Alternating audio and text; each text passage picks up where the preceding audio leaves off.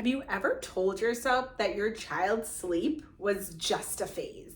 Maybe they have been waking up multiple times a night since you went on vacation, since they got sick a couple of months ago, and you're like, oh, this is just a phase, they'll get out of it.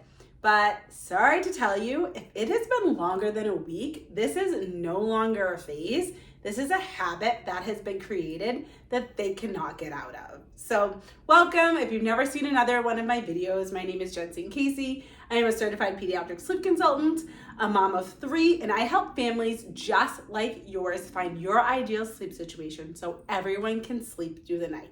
So today we're going to talk about this myth of bad sleep being just a phase, because I hear this a lot and families are waiting and waiting and waiting for things to get better on their own.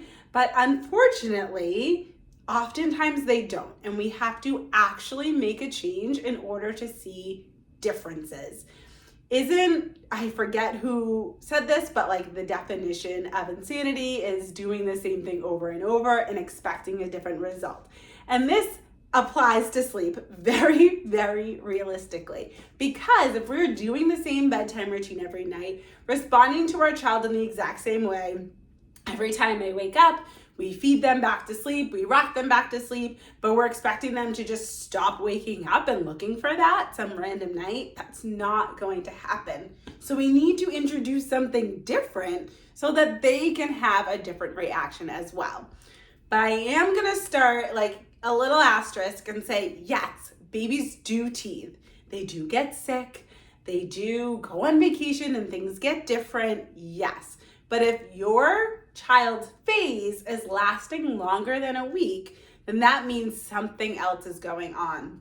This is no longer considered a phase. This is now considered something that is ingrained into them, and we have to help them be able to either return to good sleep if they used to sleep through the night, or learn the skills in order to be able to start sleeping through the night wherever they are. And this can seem a little daunting, it can seem a little scary, especially if you knew good sleep and it all of a sudden stopped. But know that there are things you can do that do not include cry it out to be able to get your child back to sleeping well. I always tell families that I work with one-to-one, it's so much more difficult when you had good sleep and then you lost it. It's almost better to have never known good sleep and just kind of been suffering through than to have been sleeping through the night and now know that your child can do it but is no longer doing it. So no worries, we are going to get you back to that place where you can confidently say your child is going to sleep through the night by the weekend. So I want you to know, this is not a magical fix. When your child gets sick, let's use that as an example, then you may do some things that you didn't typically do. Maybe your child is stuffy and when they're congested, it's really hard to lay flat. So maybe you held them upright, you held them in the rocking chair all night or something like that to help them get used to acclimate to being sick. Maybe when they were sick in the middle of the night, you pull them into your bed to sleep. And if this happened multiple nights in a row, your child didn't understand, oh, I'm sick, and this is now the reason why mom or dad is holding me in the rocking chair, my caregiver is bringing me into their bed. They just know, okay, now this seems like an option for sleep, and I really like this option to be with my 2 or 1 favorite person all night, so I'm gonna fight harder for that to happen each and every day. They don't understand that it's only because they were sick that they were able to have this different sleep situation, and that, oh, now that I'm better, things are just gonna go back to normal. No, they're gonna know this was an option and I'm gonna fight for this to continue to be an option. So I do have other videos on my channel that talk about illness and what to do to keep sleep training on track while your child is ill, but I want you to understand the why behind it and why it's not just a phase, why this has now become a more established pattern that your child is going to need help getting out of.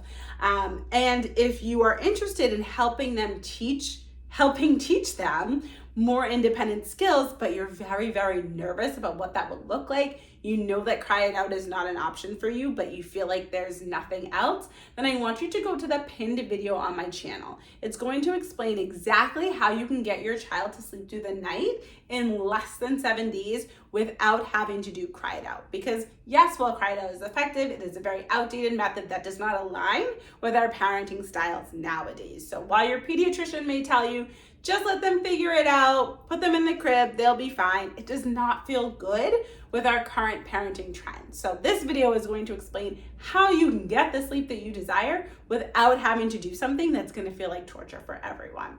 So once you have made the decision that you want to teach your child better sleep skills, it's going to impact them for months and weeks and years to come.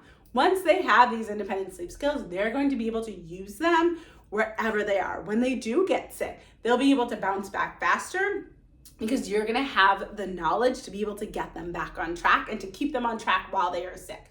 If you go on vacation, if they're teething, if they are learning new developmental skills, all these things happen. So we can't discount this. We can't have this perfect sleep bubble and think, yes, things will go well when everything is going well, but it's fine if we don't sleep for 6 weeks while they're teething. That's not realistic. Sleep is not something you can just put on the back burner and like catch up on later. We have to sleep every single night.